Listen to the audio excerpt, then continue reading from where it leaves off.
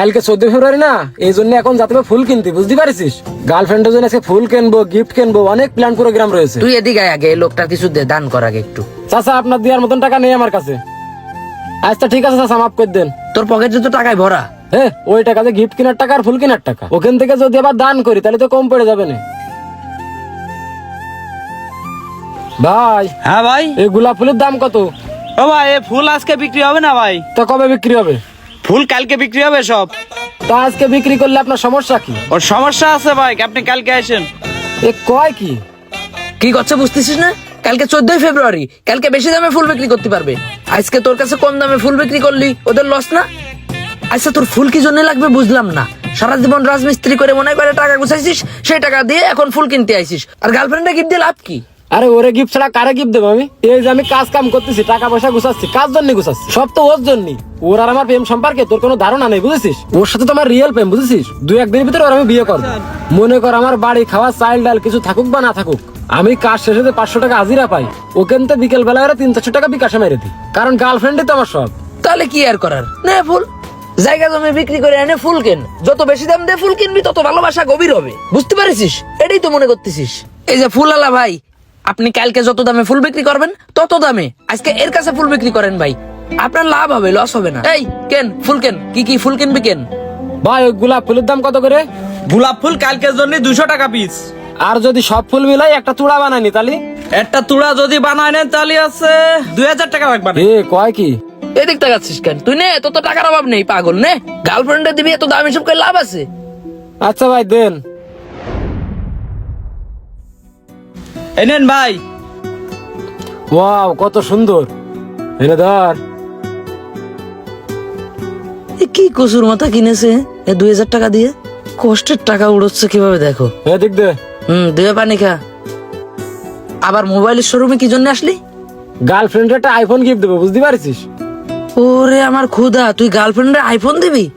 আরে হ্যাঁ, একটা মাত্র গার্লফ্রেন্ড, তারপরেও কালকে ভালোবাসা দিবস, শখ করে চাইছে, না দিলে হয়? তোর ঘরে যে বৃষ্টি হলে পানি পড়ে ফুটো দিয়ে, ওই ফুটোটা পারিস যদি একটু ফুটিং দিকে, এইভাবে উল্টো পাল্টা ভাবে টাকা উড়োস না। ওরে গার্লফ্রেন্ডের একটা আইফোন দেওয়ার কারণও তো আছে। কারণও আছে? কি কারণ বুঝলাম না। গার্লফ্রেন্ডে খুশি করে বন্ধুর বাড়ি নিয়ে যাবো দাওয়াত খাতি। দাওয়াত খাবি না কি খাবি সেটা তো বুঝতেছি, এখন আমি রুটি খাই, খিদে লেগেছে। একটা পেনশন দেই। তুই আজকে আমার একটা সত্যি কথা কবি? কি ক? তুই যে আইফোনটা কিনলি গার্লফ্রেন্ডের জন্য 40,000 টাকা দিয়ে, তারপর এই যে 2000 টাকা দিয়ে ফুল কিনলি, তুই এত টাকা কনে পাচ্ছিস? তুই তো রাজমিস্ত্রি কাজ করে এত টাকা গুছাইস নি। আমার এখন তোর কাহিনীটা কি ক? আর এই ফোন কেনার টাকা তুই কনে পাইছিস? সত্যি কথা কদিনি বন্ধু, তাহলে সত্যি কথা কব? ক। 50,000 টাকা কিস্তি তুলিলাম। রে সন্ন ছাড়া রে, সত্যি তুই 50,000 টাকা লোন তুলেছিস? হ্যাঁ। চরম বুদ্ধি তো তোর। তোর যে বুদ্ধি, এ বুদ্ধি তো তোর জাদুঘরে রাখা উচিত। তোর ওই গার্লফ্রেন্ড তোরে সাইডে চলে যাবে, সাইডে চলে যাওয়ার পরে তুই তখন কাজ কামও করে খেতে পারবি না। এই কিস্তির যন্ত্র নাই, এলাকা সাইডে যায় তোর ভিক্ষা করে খেতে হবে।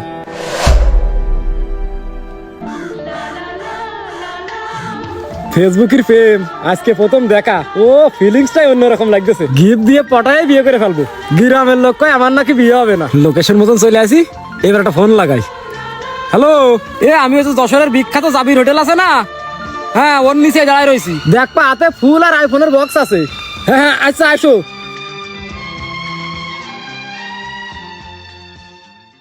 কিরে শামিন না?